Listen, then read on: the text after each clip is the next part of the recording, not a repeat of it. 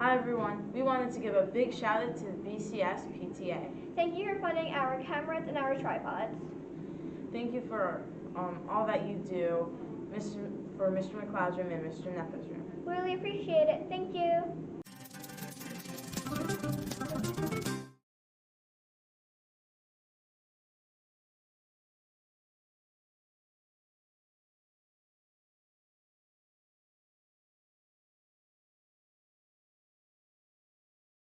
Hi everyone, I'm Sophie. And I'm also Sophie. Today we'll be discussing about Little Britain by Washington Irving. We'll be giving you a summary, going over the meanings, and theorizing over the poem at the beginning of the short story. And with that, let's get into it. So to start off, the setting takes place in the fictional town of Little Britain in the center of London. It's a very neat neighborhood, and it's very, very, very traditional. It's actually very quaint. The way to describe it is like a silly little homey town that has its conflicts, but it's also like an ideal place to live in a silly way. In a silly way. Next to the town, it's written in a silly way. So imagine saying you did a homework and your friend did the exact same homework. And then you turn it in, you get your credits, you both get 100%, and you're like, I did mine better. It's the same thing about the people in the past. They used to fight over who's more fancy. Like, that's so funny because, like, they're like, oh, my hat's better than yours. Oh, this is better, you know? Like, it's kind of stupid. So next we have the town pride. You see, it's, as stated before, it's written in a very humorous style by satirical approach, and this can be shown of how they argue over whose hat is better and stuff like that. It's written in a very absurd, extravagant way, and this is part of the town's pride in the way that they visualize things and how prideful they are and how they cling to things and refuse to admit that they are in the wrong when they kind of are. And so that's a really big part of that Irving goes into. So they were really strong about their tradition. They never wanted to break it, like under the mistletoe. So imagine you're walking and then you go under a mistletoe, you have to kiss the person next. It's like you have to, right? And there's a club, everyone drinks, get drunk, you know. That's the tradition that they have to do. So now we have the characters who are rather satirical. So first is the cheesemonger and the apothecary. The two of them are oracles who go over and over and argue about it, and this is shown to be a satirical approach because they're not oracles. That's obvious. They're not actual oracles, and they're arguing over nothing, and it's actually really silly to read. And next we have and now we have the two families. We have the widowed family, the widow family, the oilman, and then the butcher's family. And these people, they argue over who is more fancy. They're like, so the lambs after their family retired, the butcher's family, they got very fancy and obsessed with eliteness, and then the widowed family was like no, and went up against them in field and started like we're more fancier than you type of thing. It was really silly to read. And then after all of that conflict and whatnot, Wagstaff, who was a major character on the club, where they all had like a fun time together until they didn't, all their traditions broke and fell to pieces on the ground. The narrator, however, became friends with both sides of the issue. They became friends with the Lamb's family and then the widow family of the old man. And he became friends with both of them, but he feared that if they were to ever make peace and compare notes, they would realize that he was friendly with both of them when they were not so friendly with each other, and that his social status would be ruined. So he just flees town. And that's it. So now we have... So let's move on to the meanings now that we're done with the summary. So first we have class structure in the society being completely absurd. And this is shown in the book of how obsessed they are with like, classism and whatnot. I don't understand classism, do you? Yeah, I understand it. So like, oh wait, don't I supposed to understand it? Let's just restart. Okay. Okay.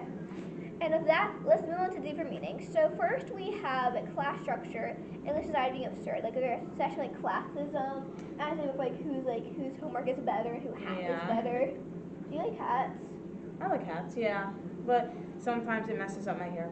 So I don't like hats. I No. think I always lose them. yeah, I feel like more boys wear hats than girls because like their hair's short and it doesn't really I know what. mess their hair. But like girls, our hair's long, you know, and like Yeah. it cut And it. like there were like Frenchmanettes were mentioned, like how they were Freshmanettes, and we're completely obsessed with it. Like Yeah. what even are those? Yeah, we're even like I don't even know what they are. Yeah, but now it's like I don't know. I don't know why you'd wear one of those. I've been like wearing my hair down. Yeah, like I don't want to put my hair up. I know. I like getting all fancy. Those clothes are like so tight and so sticky. And I always get so stressed out, but like I'm fancy enough. Yeah, like just be yourself. Yeah, I don't even own that many fancy clothes.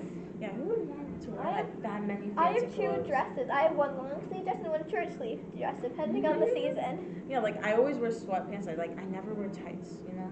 I wear tights, but that's just because I own tights. I don't own that many fancy. Do they hurt or? Not really. I never tried. I like leggings better. It's so much better. I wear like leggings. I bet they wear tights back then, like when they were like Yeah. classic, like oh I'm so fancy. Yeah. Oh, their obsession for traditions is insane. Like just why? Yeah, and I think like they weren't supposed to show like some of their skin. I don't know. Oh wait, yeah, I think that's right. I think that's Yeah. some traditions in some places. It's so weird. I have It's no so clue they how had to it like works. cover their hinges and stuff. I have no clue like, how it works. So like in the summertime, do they have to wear like long sleeve? I think some people do have to back Oh then. my gosh, Yeah, it's that's awful. like what if it's like 100 degrees, like I and don't you know, have to I guess wear that long. hot there. That'd be awful I wear good. short sleeves like mostly, like most times I wear short sleeves. I feel you. Yeah, the Yeah. summer's so hot. Well, anyway, so class structure and society is absurd. That's shown the way that Irving literally makes fun of it. Yeah. He literally does. And of that, let's move on to our next deeper meaning. Our next deeper meaning is social norm. So our next deeper meaning is social norms and tradition versus individuality and progress. So this is showing how like Little Britain like gives in to like social norms and stuff, and just becomes like another fancy little town. Yeah, it's like a fancy town. Wait, are there any like towns that are not fancy? Like they just wear sweats? I think well back then like English is obviously different from now, so I'm pretty sure that they were like different stuff. But you know it loses that individuality of like its people, its oracles, Yeah. its traditions, like casino mistletoe and stuff, and all Yeah. those old timey games. They're so oh It's my so God. sad when you think about it. Yeah, and I can't believe like we still like some people still like do the mistletoe. Yeah, but like it's so uncommon. I hadn't heard of it until I read Yeah, I haven't words. heard about them for a long time. And on top of that, it gives up like its progression into more modern times, and which are just like conforms, like Yeah. you know, like being peer pressured to like I don't know, wear a certain brand of hoodie or something. Yeah, like And that makes I sense. always wear hoodies. I never I wear love like hoodies. They're the best thing ever. I love them so much. like I'm wearing a They're hoodie so right comfy. now. They're so comfy. I couldn't give up hoodies. They're too comfy. No, They're my lifeline. Yeah, I only like I go to church, you know, and my mom forces me. I have to wear something fancy, and I do not like that because I have to wear heels.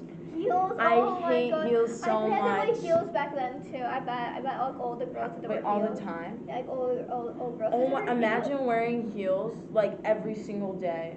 Oh my God. Oh my! They hurt so much when I go to church. I feel you. I wore heels like once when I was really young to make like. Oh, you never wear them again? No, I wore them at a wedding when I was really young. Someone's. I don't remember whose wedding. Oh, do you do orchestra?